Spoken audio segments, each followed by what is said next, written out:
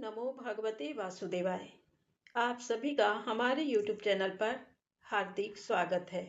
प्रिय भक्तजनों, आज आप सुनिए जेठ मास में सुनी जाने वाली केला सींचने और केला पूजन की कहानी।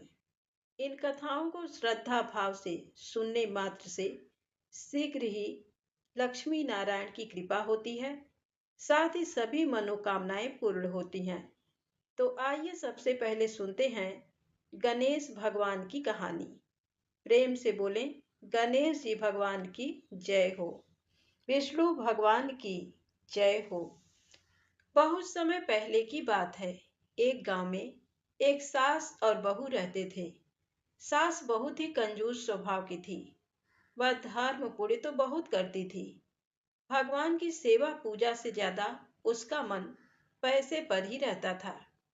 एक बार उसने एकादशी व्रत का उद्यापन किया। सारे परिवार और पड़ोसियों को खाने का निमंत्रण दिया।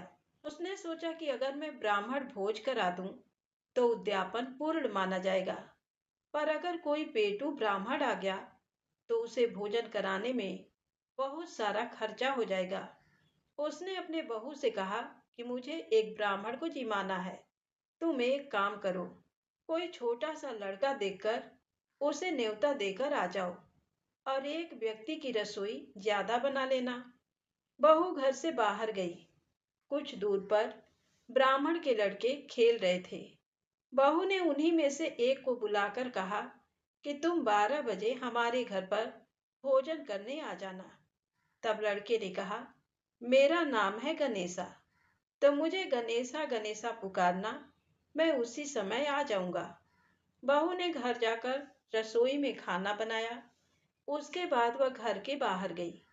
कुछ दूर आकर उसने ब्राह्मण बालक को खोजा, पर उसे कोई नहीं मिला। फिर बहू को बालक का कहा याद आया और उसने गणेशा गणेशा पुकारा। तब अचानक से वह बालक बहू के सामने आ गया।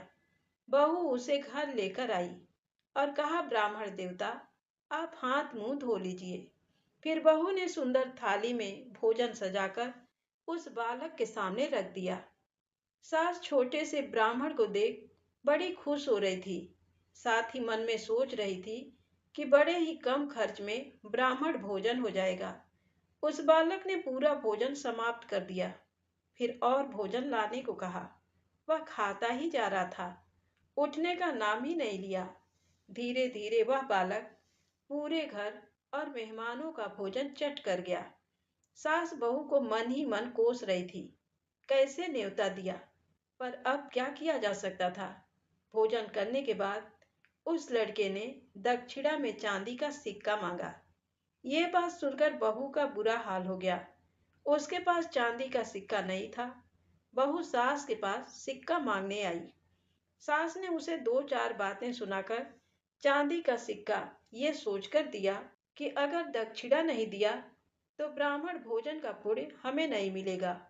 बहू ने ब्राह्मण बालक के पांव पूजे और सिक्का देकर उसे विदा किया।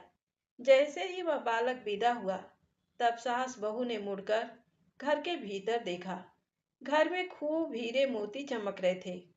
सास बहू दोनों धन देखकर बहुत खुश हुई और बोले, गणेश जी का हम पर कृपा हुआ है। हमारे धन्य भाग जो हमारे घर गणेश जी भोजन करने पधारे।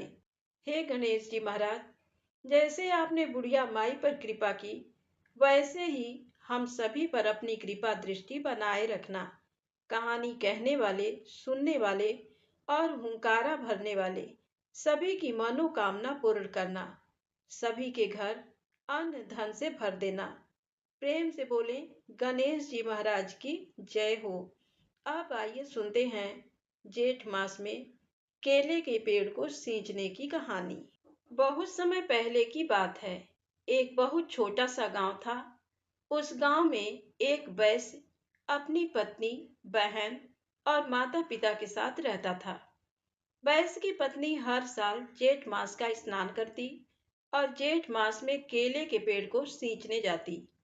जब वह केले के पेड़ को सींचने जाती तो अपनी कुंवारी ननद को भी अपने साथ ले जाती।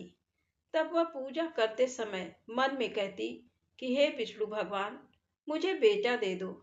अगर मुझे बेटा हो गया तो मैं आपके साथ अपनी कुंवारी ननद का ब्याह करा दूंगी। इस तरह भाभी ने पूरे जेठ मास में केले के पेड़ की पूजा करते समय और सींचते समय यही विनती की। तब भगवान ने सोचा कि आज इसकी सुन लेता हूँ, फिर देखता हूँ कि ये मेरे साथ अपनी ननद का ब्याह कैसे कराती है। इस तरह समय बीता। 4 महीने के बाद भाभी को गर्भ ठहर गया और 9वें महीने में भाभी को एक सुंदर पुत्र पैदा हो गया। तब भाभी तो अपना वचन भूल गई, लेकिन भगवान नहीं भूले। बेटा होने के बाद जब भाभी अपने मायके पहली बार जा रही थी, तो रास्ते में वही केले का पेड़ आया। जब भाभी केले के पेड़ के नीचे से गुजरी, तो पेड़ में से आवाज आई कि अरे, तूने कहा था कि मुझे बेटा दे दो, तो मैं अपनी कुंवारी ननद का ब्याह आपके साथ करा दूंगी। अब तू अपना वचन पूरा कर। भाभी ने आसपास देखा तो उसे कोई दिखाई नहीं दिया। तभी केले का पेड़ जोर जोर से हिलने लगा। ये देखकर भाभी तो डर गई। उसे अपनी कही हुई बात याद आ गई। वह बच्चे को लेकर जल्दी जल्दी अपने मायके में आ गई। भाभी मायके में जितने दिन भी रही, उसका मन बेचैन रहा। भाभी के माता पिता और भाई बहनों ने उससे पूछा कि तू परेशान क्यों है, लेकिन उसने किसी से कुछ नहीं कहा। जब ससुराल वापस आई, तो वह उस रास्ते से नहीं आई जिस रास्ते में वह केले का पेड़ पड़ता था। वह दूसरे रास्ते से ससुराल पहुंच गई। ससुराल आने के बाद भी वह परेशान रही। उसके सास ससुर और पति सभी ने पूछा कि जब तुम मायके गई थी तो बहुत खुश थी, लेकिन मायके से आई हो तभी से तुम बहुत उदास हो। क्या मायके में किसी ने कुछ उल्टा सीधा तो नहीं कह दिया? लेकिन उसने मना कर दिया। उसने कहा कि मेरी तबीयत कुछ दिनों से ठीक नहीं है, मुझे कमजोरी सी महसूस हो रही है। तब सास ससुर और पति ने कहा कि हम कुछ दिनों के लिए एक काम करने वाली लगा लेते हैं, तुम कुछ महीने आराम कर लो। इस तरह उन्होंने घर के काम काज के लिए एक काम वाली को लगा दिया। परंतु फिर भी भाभी दिन पर दिन सूख रही थी। उसकी भूख प्यास नींद सब गायब हो गई। परिवार में सबने उससे बहुत पूछा, लेकिन उसने किसी से कुछ नहीं कहा। परिवार वालों ने उसे डॉक्टर, नीम, हकीम, वैद्य को भी दिखा दिया, लेकिन सभी ने एक ही जवाब दिया कि आपकी बहू तो स्वस्थ है, इसे कोई बीमारी नहीं है। तब एक दिन की बात है, जेठ का महीना चल रहा था। घर के दरवाजे पर एक बहुत सुंदर नवयुवक आया। उसने साहूकार दंपति को प्रणाम किया और कहा कि मैं आपकी बहू का मुंह बोला भाई हूँ। भाभी को बुलाया और पूछा कि तुम्हारा कोई मुंह बोला भाई आया है। भाभी कुछ नहीं बोली। वह दरवाजे पर देखने गई। उसने पूछा कि आप कौन हैं? मेरा कोई मुंह बोला भाई नहीं है। तब वह नवयुवक धीरे से बोला कि भाभी, मैं तो वही केले का पेड़ हूँ।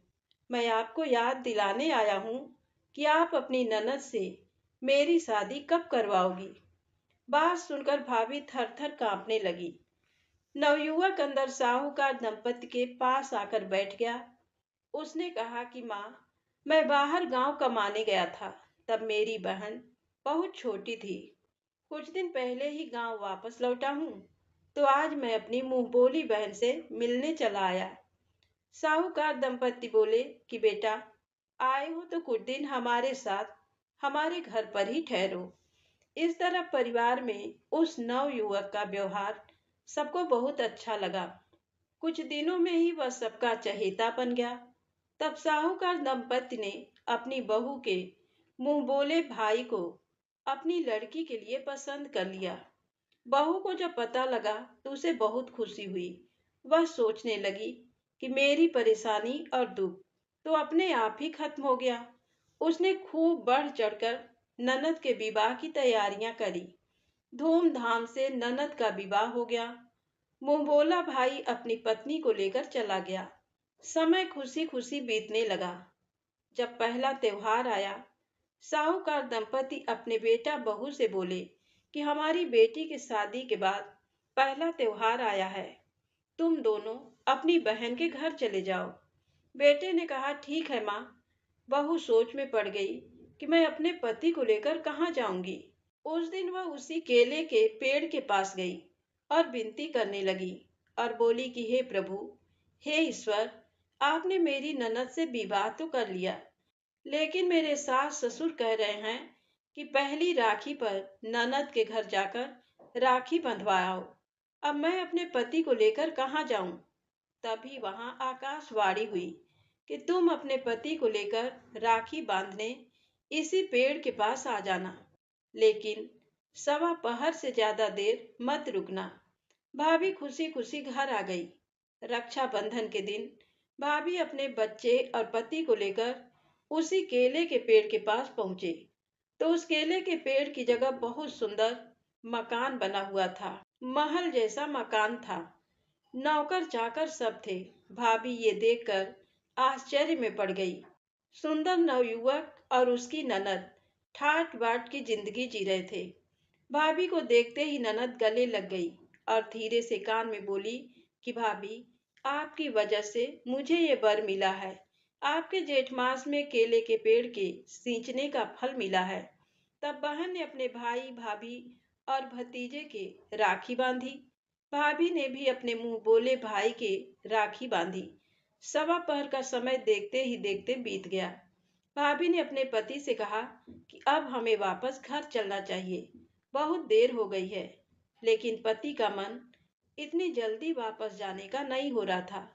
तब भाभी बोली कि हमारा बच्चा परेशान हो रहा है, इसलिए हमें चलना चाहिए। तब भाभी अपने पति और बच्चे को लेकर वापस अपने घर की ओर चल दिए। आधे रास्ते में जाने के बाद पति अपनी पत्नी से बोला कि अरे भाग्यवान, मेरी छतरी तो मेरी बहन के घर ही रह गई है। चलो हम छतरी लेने चलते हैं। भाभी ने बहुत मना किया। बोली कि वह छतरी आपकी बहन के काम आ जाएगी, हम दूसरी छतरी खरीद लेंगे। लेकिन पति नहीं माना। वे वापस उसी स्थान पर पहुंचे, लेकिन वहां पहले जैसा कोई महल नहीं मिला। वहां उजाड़ बंद था और केले के पेड़ पर छतरी लटक रही थी। तब भाई बहुत आश्चर्य में पड़ गया। उसने अपनी पत्नी से पूछा कि अरे, अभी थोड़ी देर पहले तेरे मुंह बोले भाई का यहाँ आलीशान महल नुमा मकान था। एक क्षण पहले यहाँ सब कुछ था, अब कुछ भी नहीं। बता, तूने मेरी बहन की शादी किसी भूत प्रेत से तो नहीं करवा दी। तब पत्नी अपने पति से बोली कि आप पहले घर चलिए, मैं आपको सब सच सच बता दूंगी। तब वे घर आए। घर आने के बाद भाभी ने अपने पति और सास ससुर को पूरी बात बता दी कि मेरी ननद का विवाह तो भगवान से हुआ है। यह सुनकर घर में सभी बहुत खुश हुए। हे जेठ मास के देवता, जैसे भाभी को केले का पेड़ सींचने का फल दिया, वैसे सबको देना। कहानी कहने वाले, सुनने वाले और हुंकारा भरने वाले सभी की मनोकामना पूरी करना। तो प्रेम से बोलें, विष्णु भगवान की जय हो। अब आइए सुनते हैं ज्येष्ठ मास में केले के पेड़ को सींचने की दूसरी पौराणिक कथा। बहुत समय पहले एक बहुत पुराना छोटा सा गांव था। उस गांव में एक विधवा महिला अपने बेटे के साथ रहती थी। उसने मेहनत मजदूरी करके अपने बेटे को पाला पोसा। जब वह कमाने लगा तो उसने उसकी शादी कर दी। विधवा महिला हर साल जेठ मास के महीने में केले के पेड़ को सींचती थी और घी का दीपक जलाती थी, पूजा करती थी। ये उसका नित्य का नियम था। बेटे की शादी के साल भर बाद की बात है। बहू को सास का घी का दीपक जलाना रास नहीं आया। उसने अपने पति से कहकर अपनी सास का केले के पेड़ के पास घी का दीपक जलवाना बंद करवा दिया। ये कहकर कि इस महंगाई के जमाने में खुद के खाने को घी नहीं और आपकी माँ केले के पेड़ के पास घी का दीपक जलाती हैं। आप अपनी माँ से कह दो कि तेल का दीपक जला लिया करें। बेटे ने माँ से कहा कि माँ, तुम्हें तो दीपक ही जलाना है, चाहे वह घी का हो या तेल का। इसलिए माँ, तुम कल से केले के पेड़ के पास तेल का दीपक जला लिया करो। माँ, आप तो जानती हो महंगाई का जमाना है, खर्चा बहुत बढ़ गया है। तो माँ ने कहा कि बेटा, जब मैं मेहनत मजदूरी करती थी तभी कभी खर्चा नहीं बढ़ा। अब तो तू अच्छी खासी नौकरी करता है, अब भला खर्चा कहाँ बढ़ गया है। लेकिन बेटा बहू नहीं माने। बुढ़िया माई बड़ी ही समझदार थी। उसने सोचा चलो कोई बात नहीं, जैसे बेटा बहू राजी, मुझे भी वैसा ही काम कर लेना चाहिए। अब बुढ़िया माई तेल का दीपक जलाने लगी। लेकिन 2-4 दिन होते ही बहू ने तेल देने के लिए भी मना कर दिया। बहू ने तेल और घी को ताले में रख दिया और अपनी सास से कहा कि सासू माँ, आप तो केवल केले के पेड़ को जल से ही सींचा करो। भगवान थोड़े ही कहते हैं कि मेरे पास घी और तेल का दीपक जलाओ। ये तो श्रद्धा की बात है। उस दिन उस महिला ने भोजन नहीं खाया। जब बेटे को पता चला तो उसने अपनी माँ से कहा कि माँ, भोजन कर लो, भोजन से क्यों नाराज होती हो। तब माँ बोली कि बेटा, मेरी थाली मेरे कमरे में भिजवा दे, मैं वहीं भोजन कर लूंगी। बेटे ने भोजन की थाली माँ के कमरे में रख दी। लेकिन बुढ़िया माई ने 4 दिन तक भोजन नहीं खाया, क्योंकि उसका जेठ के महीने में केले के पेड़ के पास दीपक जलाने का नियम टूट गया था। वह अपना भोजन बेटा बहू के सो जाने के बाद गाय और कुत्तों को खिला देती थी। तब एक रात को बेटा बहू के कमरे में से आवाज आई। बहू बेटे से कह रही थी कि देखा, आप तो कह रहे थे कि अगर उन्हें केले के पेड़ के पास घी का दीपक नहीं जलाने देंगे तो आपकी माँ भोजन नहीं करेंगी। तो देखा, आपकी माँ भोजन भी कर रही हैं और हमारा तेल और घी भी बच गया। ऐसा कहकर बहू जोर जोर से हंसने लगी। उस दिन बुढ़िया माई बहू की बात से बहुत दुखी हो गई। वह पूरी रात रोती रही। रोते रोते ही उसे नींद आ गई। नींद में ही भगवान विष्णु ने बुढ़िया माई से कहा कि अरे बुढ़िया माई, तू क्यों रोती है, मैं हूं ना, मैं तेरे नियम की रक्षा करूंगा। तू कल केले के पेड़ को सींचने जाना, अब तू खुद देख लेना। सुबह जब बुढ़िया माई सोकर उठी तो उसे सपने वाली बात याद आई। उसने सोचा कि मैं आजकल केले के पेड़ के पास घी का दीपक नहीं जला रही हूँ, तो शायद सपने में ये बात आ गई। फिर भी बुढ़िया माई ने सोचा कि चलो केले के पेड़ को जल से सींचने जाते हैं। जब वह जल का लोटा लेकर केले के पेड़ के पास पहुंची और चबूतरे पर बैठी, तो उसने देखा कि वहां पहले से ही घी में डूबी हुई बत्ती और माचिस की पुड़िया पड़ी थी। बुढ़िया माई ने इधर उधर देखा, लेकिन उसे कोई दिखाई नहीं दिया। तभी केले के पेड़ में से आवाज आई कि अरे बुढ़िया माई, इधर उधर क्या देखती है, ये घी का दीपक मैंने ही रखा है। अब तू रोज जब जल से सींचने आएगी तो तुझे यहाँ घी का दीपक पहले से ही मिलेगा। तू रोज घी का दीपक जला दिया कर, मैं तेरा नियम नहीं टूटने दूंगा। तूने पूरी उम्र मेरी सेवा करी है, तो क्या मैं तेरे लिए इतना सा भी नहीं कर सकता। उस दिन बुढ़िया माई केले के पेड़ को गले से लगाकर खड़ी हो गई और खूब रोई। उस दिन बुढ़िया माई केले के पेड़ की पूजा करके घर आई तो वह बहुत खुश थी। उसने आते ही बहू से भोजन मांग लिया। बहू ने भोजन परोस दिया। बुढ़िया माई भोजन खाकर सुख से सो गई। दूसरे दिन बहू के भैया भाभी घर आए। बहू ने ताले में से घी का डिब्बा निकाला ताकि सूजी का हलवा बना सके। लेकिन उसे बड़ा ताज्जुब हुआ कि घी का डिब्बा आधा खाली था। उस समय तो वह चुप रह गई।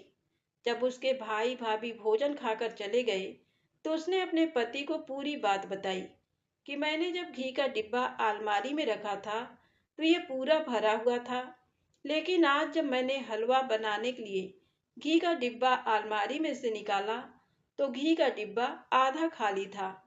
मुझे लगता है कि आपकी माँ अलमारी में से घी चोरी करके केले के पेड़ के पास दीपक जलाती हैं। तब पति ने कहा, अरे तू तो बावली हुई है, जब तूने घी के डिब्बे को ताले में ही रख दिया तो मेरी माँ भला ताले में से घी का डिब्बा कैसे बाहर निकालेंगी। तब बहू ने कहा कि हमें घी की अलमारी और तुम्हारी माँ दोनों की निगरानी करनी पड़ेगी, तभी सच्चाई का पता चलेगा। तब दोनों बेटा बहू अलमारी की ओर माँ की निगरानी करने लगे, लेकिन माँ अलमारी की तरफ गई ही नहीं। दूसरे दिन सुबह जब उसकी माँ केले के पेड़ को सींचने गई, तब बेटा बहू भी पीछा करते करते वहां पहुंच गए। तब दोनों बेटा बहू की आंखें फटी की फटी रह गई। उन्होंने देखा कि केले के पेड़ के पास पहले से ही घी में डूबी हुई बत्ती पड़ी थी। तब बेटा सारा माजरा समझ गया। दोनों बेटा बहू चुपचाप घर आ गए। बुढ़िया के बेटे ने घर आकर अपनी पत्नी से कहा कि मेरी माँ की मदद तो स्वयं भगवान कर रहे हैं। अरे बावली, अब तू तेल और घी को ताले में रखना छोड़ दे। अगर ये देख कर भी तू नहीं समझी तो तुझे ही पाप का भागी बनना पड़ेगा। उस दिन बहू एकदम शांत हो गई। बुढ़िया माई घर आई। बहू सास के रोटी मांगने से पहले ही रोटी और खाना की थाली लेकर पहुंच गई और अपनी सास से बोली कि सासू माँ, कल से आप केले के पेड़ को सींचने जाओ तो घी का दीपक भी लेकर जाना। बुढ़िया माई को बड़ा आश्चर्य हुआ। वह सोचने लगी कि आज तो रोटियों में भी घी लगी है और बहू की बातें भी घी से चुपड़ी लग रही है। जरूर बेटे ने इसे कुछ कहा होगा। इस तरह बुढ़िया माई दूसरे दिन से घी का दीपक घर से लेकर जाने लगी। जब दूसरे दिन घी का दीपक बुढ़िया माई घर से लेकर गई तो उस दिन बुढ़िया माई को वहां पेड़ के पास घी का दीपक नहीं मिला। बुढ़िया माई समझ गई कि भगवान को मालूम चल गया कि आज तो मैं घर से ही घी का दीपक लेकर आ रही हूँ, इसीलिए उन्होंने घी का दीपक यहाँ नहीं रखा। इस तरह बुढ़िया माई अब घर से घी का दीपक लेकर जाने लगी। बुढ़िया माई जितना घी डिब्बे में से निकालती, डिब्बा वापस घी से भर जाता। इस बात पर बुढ़िया माई ने तो ध्यान नहीं दिया, लेकिन बेटा बहू का बराबर ध्यान रहा। बेटे ने अपनी पत्नी से कहा कि मेरी माँ तो देवी है, देवी साक्षात अन्नपूर्णा है। उस दिन बहू ने भी ये बात स्वीकार कर ली। जब जेठ मास की पूर्णिमा तिथि आई तो माँ ने बेटा बहू से कहा कि मुझे एक जोड़ा ब्राह्मण को भोजन कराना है। तो दोनों बेटा बहू मान गए। जेठ मास की पूर्णिमा के दिन बहू ने स्वादिष्ट पूरी, मालपुए, खीर, पूरी सब्जी आदि बनाई और गांव में से ब्राह्मण दंपति को भोजन खाने के लिए बुला लाए। भोजन कराने के बाद उन्हें अन्न, वस्त्र, रुपया का दान दिया। उस दिन बुढ़िया माई को सुख भरी नींद आई। दूसरे दिन जब वे सोकर उठे तो उन्होंने देखा कि उनका घर अन्न धन के भंडार से भरा हुआ था। घर सुंदर महल में बदल चुका था। ये देखकर बुढ़िया माई के बेटा बहू को महान आश्चर्य हुआ। अब तो बुढ़िया माई के बेटा बहू को जेठ मास की महिमा समझ में आ चुकी थी। साल भर बाद जब दोबारा जेठ का महीना आया तो माँ के साथ बेटा बहू ने भी जेठ मास का स्नान किया, व्रत किया और पूरे महीने केले के पेड़ के पास घी का दीपक जलाया। इस पुण्य के फल से उन्हें साल भर बाद संतान की प्राप्ति हुई और वे सभी इस जीवन का सुख भोग कर मरने के बाद वैकुंठ लोक को प्राप्त हुए। तो प्रेम से बोलें विष्णु भगवान की जय हो। अब आइए सुने सीता माता के नित नेम की कहानी। ये कहानी सीता माता कहती थी और श्री राम सुना करते थे। एक दिन श्री राम को किसी काम से बाहर जाना पड़ गया तो सीता माता कहने लगी कि भगवान, मेरा तो 12 वर्ष का नित नेम है। अब आप बाहर जाएंगे तो मैं अपनी कहानी किसे सुनाऊंगी। तब श्री राम ने कहा, तुम कुएं की पाल पर जाकर बैठ जाना। वहां जो औरतें पानी भरने आएंगी उन्हें तुम अपनी कहानी सुना देना। सीता माता कुएं की पाल पर जाकर बैठ गईं। एक स्त्री आई। उसने रेशम जरी की साड़ी पहन रखी थी, सोने का घड़ा ले रखा था। सीता माता ने उसे देखा तो कहा, बहन, मेरा 12 वर्ष का नित नेम है, तू मेरी कहानी सुन ले। तब वह कहने लगी, मैं तुम्हारा नितनेम सुनूंगी तो मुझे घर जाने में देर हो जाएगी और मेरी सास मुझसे लड़ेगी। उसने कहानी नहीं सुनी और अपने घर चली गई। घर जाते जाते उसकी रेशम जरी की साड़ी फट गई, सोने का घड़ा मिट्टी का घड़ा हो गया।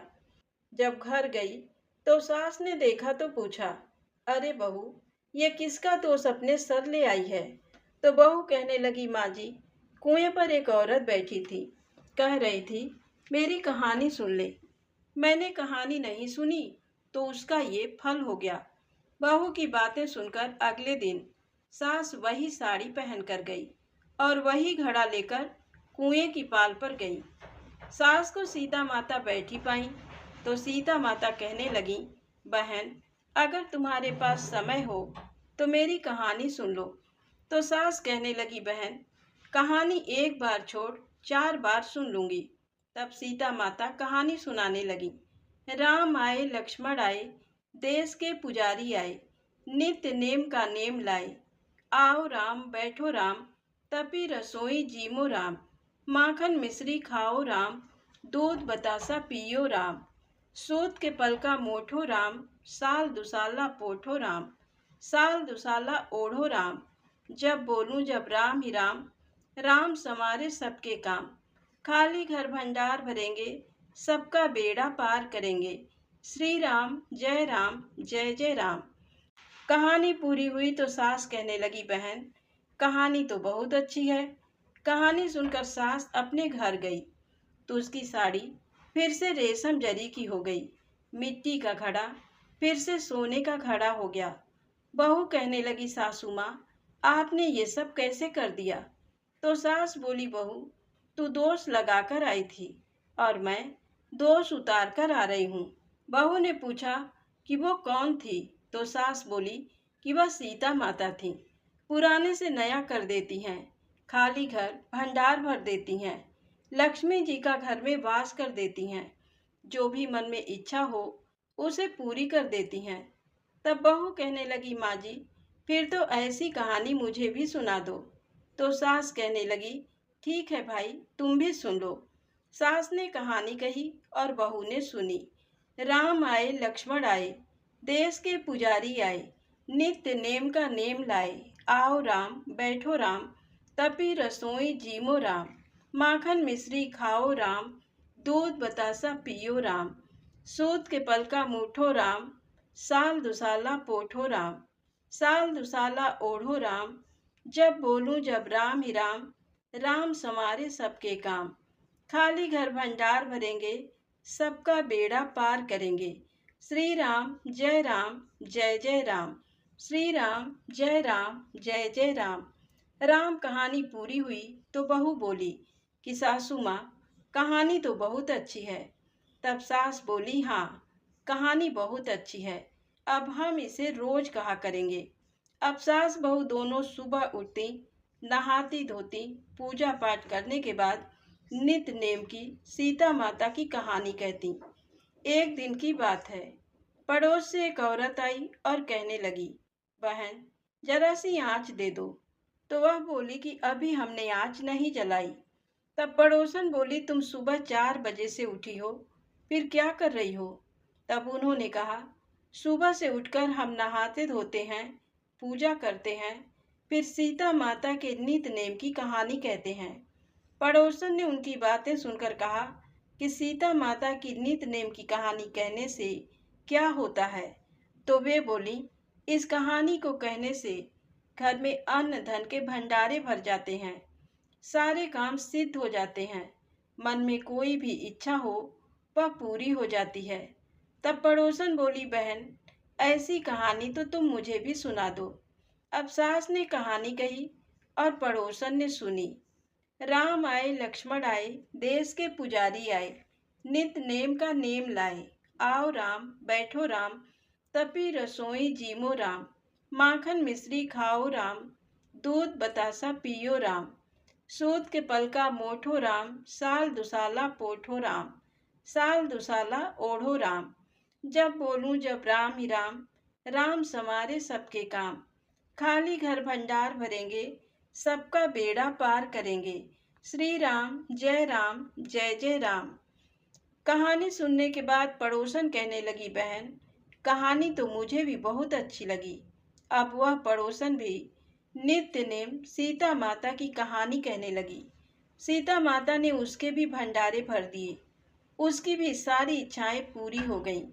हे सीता माता, जैसे आपने उन सबके भंडारे भरे, जैसे उनकी इच्छाएं पूरी करी, जैसे उनकी मनोकामनाएं पूरी की, वैसे ही आप हमारे भी भंडारे भरना, हमारे भी मनोकामनाएं पूरी करना। कहानी सुनने वाले, कहने वाले, हुंकारा भरने वाले, सब पर अपनी दया दृष्टि बनाए रखना। तो प्रेम से बोले सीता माता की जय हो। आइए सुने राम और लक्ष्मण की कहानी। किसी गांव में एक ब्राह्मण ब्राह्मणी रहते थे। दोनों बहुत गरीब थे, इतने गरीब कि घर में खाने को भी कुछ नहीं होता था। लेकिन ब्राह्मण देवता कोई काम ही नहीं करना चाहते थे। जैसे तैसे ब्राह्मणी कुछ काम करके रूखा सूखा भोजन बनाती, उसे ही खाते और सो जाते। एक दिन तो ब्राह्मणी को बहुत गुस्सा आ गया। उसने ब्राह्मण देवता से जाकर कहा कि तुम उठकर सो जाते हो, कुछ काम क्यों नहीं करते। तब ब्राह्मण कहने लगा, मुझे कोई काम करना ही नहीं आता, क्या करूं। तब ब्राह्मणी कहने लगी, पंडित हो, ब्राह्मण हो, कहीं जाकर कथा ही कह दो, कुछ तो दक्षिणा मिलेगी, घर में कुछ पैसे आएंगे। तब वह कहने लगा कि मुझे तो कोई कथा भी नहीं आती। तब ब्राह्मणी बोली, चलो तुम्हें कथा मैं बता देती हूँ। वह ब्राह्मण को कथा सुनाने लगी। वह बोली, राम बड़े लक्ष्मण छोटे, वह बैठे अम्बे की डाली, वह बैठे चंबे की डाली, मिट्टी का दशरथ बनावे, माखन मिश्री का भोग लगावे, दे परिक्रमा घर को आवे। बस इतनी सी कथा है, घर घर जाकर सुना दो। ब्राह्मण देवता ने ये पंक्तियां रख लीं। जल्दी से पीली धोती पहनी, टोपी लगाई, तिलक छापे लगाए और कथा सुनाने के लिए चल दिए। चलते चलते बहुत दूर निकल गए, लेकिन किसी ने भी कथा नहीं सुनी। एक जंगल में घुस गए। उस वन में राम जी, लक्ष्मण जी, सीता जी आकर ठहरे हुए थे। सीता जी का नियम था, जब तक किसी ब्राह्मण के मुख से कथा नहीं सुन लेती थी, ना तो रसोई बनाती थी और ना ही खाती थी। लक्ष्मण जी बोले, मैया बहुत भूख लग रही है। तब सीता जी कहने लगी, भैया अभी मेरा ब्राह्मण के मुख से कथा सुनने का नियम पूरा नहीं हुआ। जब तक कथा नहीं सुनूंगी भैया, मैं रसोई नहीं बना सकती। अब लक्ष्मण जी सोचने लगे कि यहाँ इस घने जंगल में ब्राह्मण कहाँ मिलेगा। राम जी बोले, चलो भैया लक्ष्मण, हम ही ढूंढ लाते हैं किसी ब्राह्मण को। दोनों ब्राह्मण ढूंढने चल दिए। चलते चलते लक्ष्मण जी एक ऊंचे से पेड़ पर चढ़ गए। सोचने लगे कि ऊंचे से देखूंगा तो दूर तक का दिखेगा। ऊंचे से चढ़कर देखा तो देखा सामने से कोई चला आ रहा है। पीली धोती पहन रखी है, टोपी लगा रखी है, तिलक छापे लगा रहे हैं। तो सोचने लगे, देखने में तो ब्राह्मण लग रहा है। नीचे उतर कर आए। राम जी से बोले, भैया लगता है सामने से कोई ब्राह्मण आ रहा है। जब ब्राह्मण पास आ गए तब लक्ष्मण जी पूछने लगे, भाई तुम कौन हो। कहने लगा, मैं पंडित हूँ, कथा सुनाने जा रहा हूँ। तब लक्ष्मण जी बोले, तुम हमारे साथ चलो, हमारी भाभी माँ को कथा सुना देना। ब्राह्मण बोला, कथा ऐसे नहीं सुनाऊंगा, दक्षिणा देनी पड़ेगी। लक्ष्मण जी बोले, भैया तुम चलो तो सही, हम तुम्हें दक्षिणा भी दे देंगे। ब्राह्मण उनके साथ चला गया। वहां जाकर देखा तो सीता जी बैठी थी। वहां जाकर कहने लगा, चावल ले आओ, पानी का लोटा ले आओ और घंटी ले आओ, मैं तुम्हें कथा सुना दूंगा। सीता माता चावल ले आई, पानी का लोटा ले आई, घंटी ले आई। वह कथा सुनाने लगा। अब उसको कथा कहनी आती तो थी नहीं, पत्नी से सीख कर आया था, इसीलिए सब गड़बड़ हो गई। कथा सुनाने बैठा तो कहता क्या है, लक्ष्मण बड़े राम छोटे, वे बैठे अम्बे की डाली, वे बैठे चंबे की डाली, मिट्टी का दशरथ बनावे, माखन मिश्री का भोग लगावे, दे परिक्रमा घर को आवे। ब्राह्मण की कथा सुनकर राम जी तो लक्ष्मण जी से कहने लगे, भैया लक्ष्मण, इसने तो तुम्हें बड़ा बताया है, अब तो दक्षिणा तुम्हें ही देनी पड़ेगी। लक्ष्मण जी बोले, राम भैया कैसी दक्षिणा, इसकी तो बुद्धि मलिन है, मूर्ख व्यक्ति है, कहीं राम से भी दुनिया में कोई बड़ा है। तब राम जी बोले, नहीं भाई, इसने तुम्हें बड़ा बताया है, कथा सुनाई है, तो दक्षिणा तो तुम्हें देनी ही पड़ेगी। अब राम जी की बात मानकर लक्ष्मण जी ने उसे एक हीरे की अंगूठी दे दी। अंगूठी लेकर चल दिया। बहुत खुश होता आ रहा था। मेरी तो गरीबी मिट गई। अब तो मुझे रोज रोज कथा सुनाने भी नहीं आना पड़ेगा। चलते चलते एक नदी आ गई। उसे प्यास लगी थी। उसने सोचा, चलो थोड़ा पानी पी लूं। नदी में पानी पीने के लिए बैठ गया। पानी पीने के लिए जैसे कि नदी में हाथ डाला, वह अंगूठी हाथ से निकलकर नदी में बह गई। सिर पीटने लगा। ये क्या हो गया? बड़ी मुश्किल से कुछ कमाई हुई थी, वह भी पानी में बह गई। खैर कोई बात नहीं। रोता पीटता अपने घर आ गया। ब्राह्मणी ने पूछा, क्या लाए हो? वह बोला, लाता तो बहुत कुछ, लेकिन सब नदी में बह गया। ऐसा कहकर उसने सारी बात बता दी। ब्राह्मणी बोली, कोई बात नहीं, तुम कल फिर कथा सुनाने जाना। ये तो बताओ, कहाँ कथा सुनाकर आए थे? तब बोला कि जंगल में निकल गया था। वहाँ कोई अपनी लुगाई के साथ, अपने भाई के साथ आकर ठहरा है। उसकी लुगाई का रोज कथा सुनने का नियम है। कल भी बुलाया है। तब ब्राह्मणी कहने लगी कि कोई बात नहीं, तुम कल फिर कथा सुनाकर आना। अगले दिन ब्राह्मण फिर सुबह सुबह कथा सुनाने चल दिया। जाकर देखा तो सीता माता लोटा चावल लेकर तैयार बैठी थी। उसने फिर कथा सुनाई। लक्ष्मण बड़े, राम छोटे, वे बैठे अम्बे की डाली, वे बैठे चंबे की डाली। मिट्टी का दशरथ बनावे, माखन मिश्री का भोग लगावे, दे परिक्रमा घर को आवे। आज फिर राम जी बोले, भाई लक्ष्मण, इसने तो आज भी तुम्हें ही बड़ा बताया है, इसलिए दक्षिणा आज भी तुम ही दो। लक्ष्मण जी बोले, भैया, इसकी तो बुद्धि खराब हो गई है, मूर्ख व्यक्ति है, भला राम से भी कोई बड़ा है क्या? लेकिन राम जी बोले, नहीं भाई, बड़ा तो तुम्हें ही बताया है, इसीलिए दक्षिणा तो तुम्हें देनी ही पड़ेगी। लक्ष्मण जी ने राम जी की बात मानी और उसे हीरे मोती से भरी एक गठरी दे दी। गठरी लेकर चला तो बड़ा खुश हो गया। चलते चलते थोड़ी दूर चला था कि डाकू मिल गए।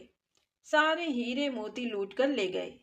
फिर रोता पीटता घर आ गया। घर आकर ब्राह्मणी ने पूछा कि आज क्या हुआ। उसने सारी बात बता दी। अब तो ब्राह्मणी का माथा ठनका। उसने सोचा, कहीं कुछ तो गड़बड़ है। रोज कमाई तो होती है, लेकिन घर नहीं आती। तब वह पूछने लगी कि तुमने कौन सी कथा सुनाई थी? वह बोला, वही सुनाई थी जो तुमने मुझे सिखाई थी। ऐसा कहकर उसने कथा सुनानी शुरू कर दी। लक्ष्मण बड़े, राम छोटे, वे बैठे अम्बे की डाली, वे बैठे चंबे की डाली। मिट्टी का दशरथ बनावे, माखन मिश्री का भोग लगावे, देव परिक्रमा घर को आवे। ये सुनकर ब्राह्मणी कहने लगी, तुम तो बिल्कुल ही भोले हो, भला राम से भी बड़ा कोई होता है दुनिया में? ये सुनकर ब्राह्मणी कहने लगी, तुम तो बिल्कुल ही भोले हो, भला राम से भी कोई बड़ा होता है दुनिया में? अब कल जाओगे तो ठीक से बोलना कि राम बड़े, लक्ष्मण छोटे। अगले दिन ब्राह्मण फिर गया तो देखा सीता माता चावल लोटा लेकर तैयार बैठी थी। उसने कथा सुनाई। आज उसने बिल्कुल ठीक कथा सुनाई। राम बड़े, लक्ष्मण छोटे, वे बैठे अम्बे की डाली, वे बैठे चंबे की डाली। मिट्टी का दशरथ बनावे, माखन मिश्री का भोग लगावे, देव परिक्रमा घर को आवे। उसकी कथा सुनकर लक्ष्मण जी तो खुश हो गए और कहने लगे, भैया, आज तो इसे अकल आ गई। आज इसने आपको बड़ा बताया है। आज तो दक्षिणा आपको ही देनी पड़ेगी। अब राम जी मुस्कुराए, आगे आकर बोले, भाई, मेरे पास क्या है? कहते कहते अपने पैरों के नीचे से मिट्टी उठाई, उसकी एक पोटली बनाई और उसे दे दी। अब ब्राह्मण का माथा ठनका। कहने लगा, दिया भी तो क्या, मिट्टी। बड़बड़ करता घर आ गया। ब्राह्मणी को उल्टा सीधा बोलने लगा। रोज तो सोना चांदी हीरे मोती मिलते थे। आज ये मिट्टी मिली है। मिट्टी लेकर जब घर आया तो रास्ते भर बड़बड़ करता रहा। घर जाकर ब्राह्मणी पूछने लगी, क्या बात है, गुस्से में बड़बड़ क्यों कर रहे हो? वह कहने लगा, पूछो मत, मेरा दिमाग खराब है। वो बोली, बताओ तो सही, क्या हुआ? उसने सारी बात बता दी। तूने जैसा जैसा कहा था आज वैसी कथा सुनाई। तो आज ये मिट्टी की पोटली मिली है। मिट्टी की पोटली लेकर ब्राह्मणी ने माथे से लगा ली। कहने लगी कि पति की पहली कमाई है। उसने थोड़ी सी मिट्टी अपने माथे पर लगाई, थोड़ी सी ब्राह्मण के माथे पर लगा दी। तो वह बोला, क्या कर रही है, पागल हो गई है क्या? वो बोली, नहीं, पागल नहीं हुई हूँ। आज कम से कम तुम घर पर कुछ लेकर तो आए। रोज सोना चांदी हीरे मोती मिलते थे तो रास्ते में ही लुटा आते थे। आज मिट्टी मिली, कम से कम घर तो आई। इससे कुछ तो होगा, और कुछ नहीं तो चूल्हा ही लीप लूंगी। ऐसा कहकर ब्राह्मणी ने थोड़ी सी मिट्टी से चूल्हा लीप लिया। थोड़ी सी मिट्टी पानी में मिलाई, पूरे घर में छींटा मार दिया और बाकी बची मिट्टी को पति की पहली कमाई समझकर मंदिर में रख आई। रात को दोनों सो गए। अगले दिन सुबह उठकर देखते हैं तो पूरा घर जगमग हुआ पड़ा है। हीरे मोती के ढेर लगे पड़े हैं। अन्न धन के भंडार भरे पड़े। पूरे घर में धन ही धन हो रहा है। ब्राह्मण की तो सातों जन्मों की गरीबी दूर हो गई। अब ब्राह्मण की समझ में आ गया कि राम बड़े और लक्ष्मण छोटे। ये तो राम जी का ही चमत्कार है। मिट्टी को भी हाथ लगाया तो सोना चांदी हीरे मोती बन गई। तो प्रेम से बोले, सीता माता की जय हो। आप आइए सुने ज्येष्ठ मास महात्म की कथा। स्कंद मुनि से ऋषि मुनियों ने पूछा कि हे मुनिवर, ज्येष्ठ मास में किस चीज का दान करने से तुरंत इच्छित फल की प्राप्ति होती है? कृपया करके आप हमें ये बताइए, हमारी सुनने की इच्छा है।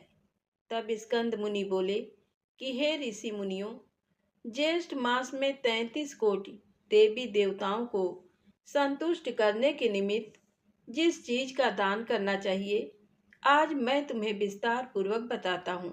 ज्येष्ठ मास में 33 कोटि देवी देवताओं का आशीर्वाद पाने के लिए पूरे ज्येष्ठ मास के महीने में ब्राह्मण को दही चावल का दान करना चाहिए। हे ऋषि मुनियों, दही चावल के दान का महात्म बताने में भगवान शिव और ब्रह्मा जी भी कहने में असमर्थ हैं। तीनों लोकों में अगर कोई दान श्रेष्ठ है तो वो है ज्येष्ठ मास में ब्राह्मण को दही चावल का दान करना। इस संबंध में मैं तुम्हें एक पौराणिक कथा सुनाता हूँ, तुम ध्यान से सुनो। एक बार भगवान शिव ने ये कथा माता पार्वती जी को सुनाई थी और उसके बाद देव ऋषि नारद ने मुझे सुनाई थी। हे ऋषि मुनियों, तुम ध्यान पूर्वक इस कथा को सुनो। एक बार अलकापुरी क्षेत्र में धर्मशास्त्र और वेद पुराण का ज्ञाता एक गौतम नाम का ब्राह्मण अपने कुटुंब के साथ रहता था। उसे सभी वेद पुराण कंठस्थ थे, लेकिन पिछले जन्म के प्रारब्ध के कारण वह बहुत गरीब था। उसकी आर्थिक हालत बड़ी ही दयनीय थी। वह गौतम ब्राह्मण सब जानता था कि कौन सा दान लेना उचित है और कौन सा दान लेना उचित नहीं है। अपने परिवार का भरण पोषण करने के लिए वह बेचारा सब तरह के दान लेने लगा। इस पर भी जब वह अपने परिवार का भरण पोषण ठीक से नहीं कर पाया तो वह चोरी करने लगा। उसके कुटुंब कबीले वाले फिर भी उसे ताने देते थे कि वह अपने परिवार का पेट भरने में असमर्थ है। उसकी पत्नी और बेटा बहू भी रोज ताने देने लगे। तब एक दिन दुखी होकर वह ब्राह्मण परिवार को बताए बिना घर छोड़कर दूसरे देश में चला गया। लेकिन वहां भी उसे कोई काम नहीं मिला। ज्येष्ठ का महीना चल रहा था। तब वह कई दिनों तक भूखा प्यासा था। तब वह एक स्मशान में जाकर रहने लगा और वहां बलि भोजन करने लगा।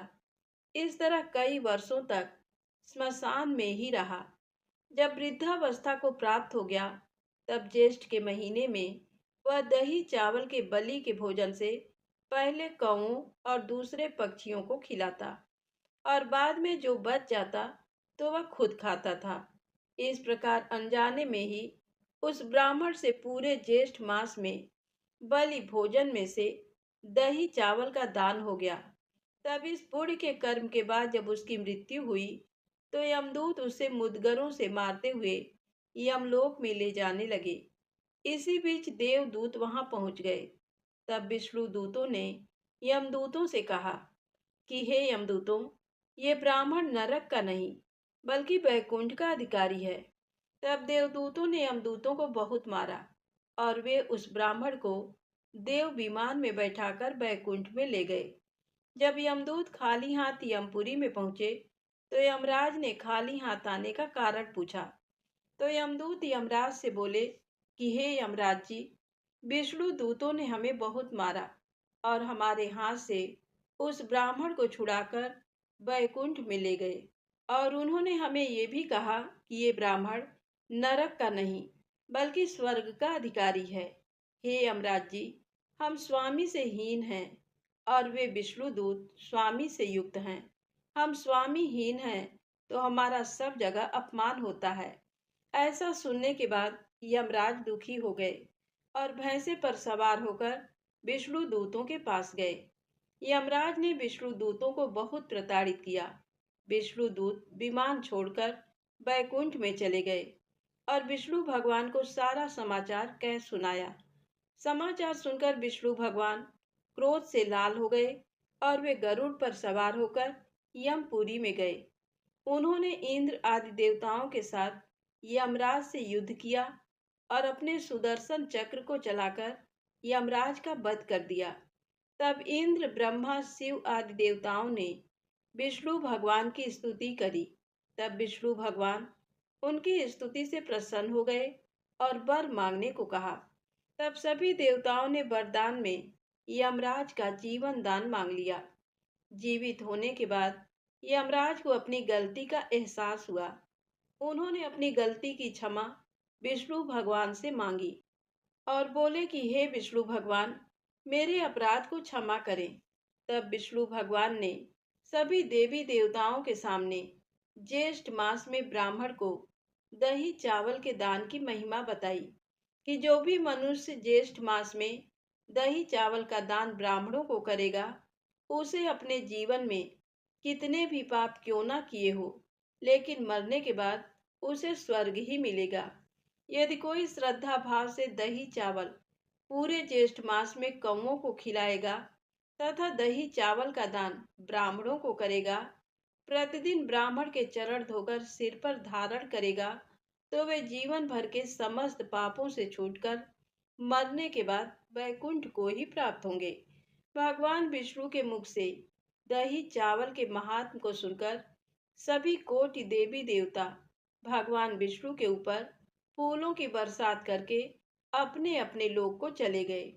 आगे स्कंद मुनि बोले कि हे ऋषियों, जो कोई भी मनुष्य ज्येष्ठ मास में प्रतिदिन दही चावल का दान ब्राह्मण को करेंगे, प्रतिदिन ब्राह्मणों के चरण धोकर सिर पर चरणोदक को छिड़केंगे तथा आम, शरबत, लस्सी आदि से ब्राह्मणों का सत्कार करेंगे, ताड़ के पंखे से ब्राह्मण को हवा करेंगे, इस तरह जेठ मास में स्नान, दान और पूजन करने से मनुष्य के जीवन भर के पाप धुल जाते हैं और वह मरने के बाद परम गति को प्राप्त होंगे। स्कंद मुनि आगे बोले कि हे ऋषियों, इस संबंध में मैं तुम्हें एक पुराना इतिहास और सुनाता हूँ, तुम ध्यान से सुनो। एक बार पूर्व काल में सुमेधा नाम का एक ब्राह्मण अपनी पत्नी के साथ रहता था। वह बड़ा ही ज्ञानी, वेद शास्त्र का प्रणेता था।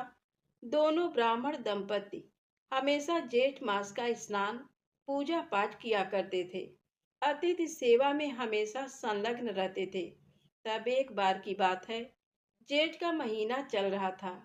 4 दिन तक लगातार बरसात होती रही, तो वह ब्राह्मण पूजा पाठ का काम करने नहीं जा पाया, तो उन्हें 4 दिन तक भूखे रहना पड़ा। तब एक दिन ब्राह्मण ने अपनी पत्नी से कहा कि भाग्यवान, हमारे घर में कुछ सूखी लकड़ियां पड़ी हैं, मैं इन लकड़ियों को गांव के हाट में बेचकर आता हूँ। उससे जो पैसा मिलेगा उससे आटा, दाल, तेल, गुड़, चीनी ले आऊंगा। ब्राह्मणी जो भूख से बिलबिला रही थी, उसने गर्दन में हाँ हिला दी। तब ब्राह्मण छाता लेकर सूखी लकड़ियों को बगल में दबाकर गांव के हाट में बेचने निकल पड़ा। लेकिन उस दिन कोई भी वहां लकड़ी खरीदने वाला हाट में नहीं था। ऊपर बैकुंठ से भगवान विष्णु और माता लक्ष्मी ये सब कुछ देख रहे थे। तब माता लक्ष्मी ने भगवान विष्णु से कहा कि हे प्रभु, अब आप अपने भक्त की मदद कैसे करेंगे। उसी समय सुदर्शन चक्रधारी भगवान ने कहा कि हे देवी, तुम देखती जाओ। तब भगवान विष्णु ने एक ग्वाले का वेश बनाया और ब्राह्मण के पास लकड़ी खरीदने पहुंच गए। ग्वाले ने जाकर ब्राह्मण से पूछा कि अरे भाई, ये लकड़ियां कितने दाम में बेचोगे। ब्राह्मण बोला कि भाई, हम 4 दिन से भूखे हैं। हमें 2 जनों जितना आटा, दाल, तेल, गुड़, चीनी मिल जाए, बस इतने पैसे दे दो। तब भगवान विष्णु जो ग्वाले के वेश में थे, उन्होंने एक पोटली में चावल और एक पोटली में जौ के दाने और कुछ रुपए दे दिए और उसकी सूखी लकड़ियां ले ली। ब्राह्मण ने रुपयों से आटा, चीनी, तेल, गुड़ आदि खरीदा। चावल की पोटली और ज्वार की पोटली और सामान लेकर घर पहुंचा। ब्राह्मण की पत्नी ने दाल रोटी बनाई। दोनों ब्राह्मण दंपति ने भर पेट भोजन खाया। भोजन खाने के बाद ब्राह्मणी अपने पति से बोली कि हे स्वामी, इन 2 छोटी छोटी पोटलियों में क्या लेकर आए हो। ब्राह्मण बोला कि अरे भाग्यवान, जिस ग्वाले ने लकड़ियां खरीदी थी, उसने थोड़े से चावल और जौ भी दिए थे। ब्राह्मणी ने पोटली खोलकर देखी तो वे जौ और चावल के दाने सोने के सिक्के निकले। हे ऋषियों, ये फल मिलता है जेठ मास के स्नान का, जो कि उस ब्राह्मण दंपति को मिला। तब वह ब्राह्मण समझ गया कि वह ग्वाला और कोई नहीं, वह विष्णु भगवान ही थे। हे ऋषियों, ये फल मिलता है जेठ मास के स्नान का, जो कि उस ब्राह्मण दंपति को मिला। तो बोलिए श्री लक्ष्मी नारायण भगवान की जय हो।